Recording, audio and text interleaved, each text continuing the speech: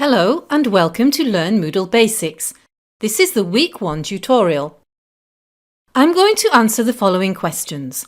What is this course and how does it work? And what do I do this week? This is a course for any teacher or educator who would like to learn how to teach with Moodle. You won't find anything here about hosting, administration or anything technical, but you will learn how to use Moodle to help you in your teaching. Perhaps you're an experienced or an expert Moodler. Well, you're very welcome to help the new users within our forums, giving your advice and support. But if you have questions of your own, which are more advanced or more technical, please use the forums on Moodle.org so that we can keep our forums here very friendly and welcoming for people new to Moodle. Over the next few weeks, you're going to be both a student and a teacher. You'll be a student in the Learn Moodle Basics course, so you'll join in activities and learn how to use Moodle. And you'll be a teacher in your own practice course, where you can try out these activities. The course is divided into 4 weekly sections. Here is week 1, Getting Started. Work your way through the activities each week, starting with the weekly tutorial and list of tasks you need to do for that week. Each week also has optional activities. You don't have to do them, but you might find them useful. There is a weekly live session where you can come and ask any questions. We'll be using a web conferencing program called Big Blue Button. The live session is optional and will be recorded. Each week also has a forum where you can ask for help about any aspect of the course. The actual learning content of the course each week will be displayed in what Moodle calls books, where you'll see YouTube videos, text to read and links to find out more. This week you're going to learn how to set up your course, add documents if you want to, and understand blocks. There'll be other activities to join in too.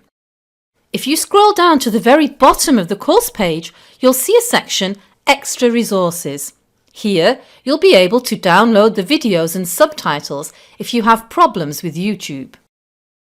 Now, for the most part, you can work your way through the weekly activities at your own pace, but please read the course FAQ to see how to display deadlines and session times in your own time zone so you don't miss anything.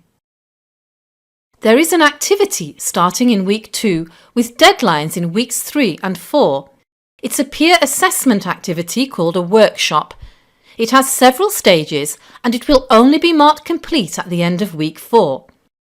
You first submit some work yourself. Don't worry, the task will be very simple. And later in the course, you will assess the work of some other participants. Again, we've made the assessing easy so you can focus on experiencing this Moodle activity and not be concerned about grades and grading. Your grades are not important. You may have seen, as here, that some activities have a box over on the right. These have a solid line border and these boxes have a dotted line border. They're very important because they tell you and us when you've completed the activities. For the boxes with a solid line border, you must click on them when you're satisfied you've done the task and a tick or check mark will appear.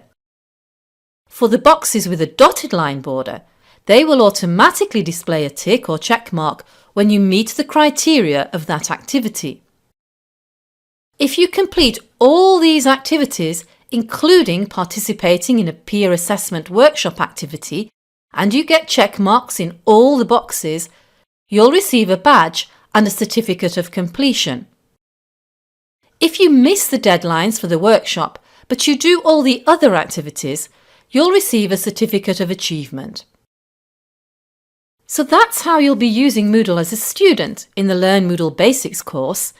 Now how to use it as a teacher. This week, we'd like you to go into the course and find the page Request a Practice Course and click on the button to request your own practice course.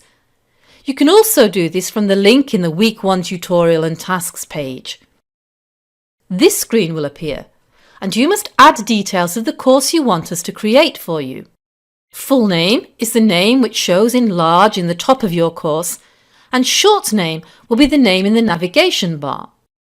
The full name and short name can be the same, or else the short name can be an abbreviation of the full name.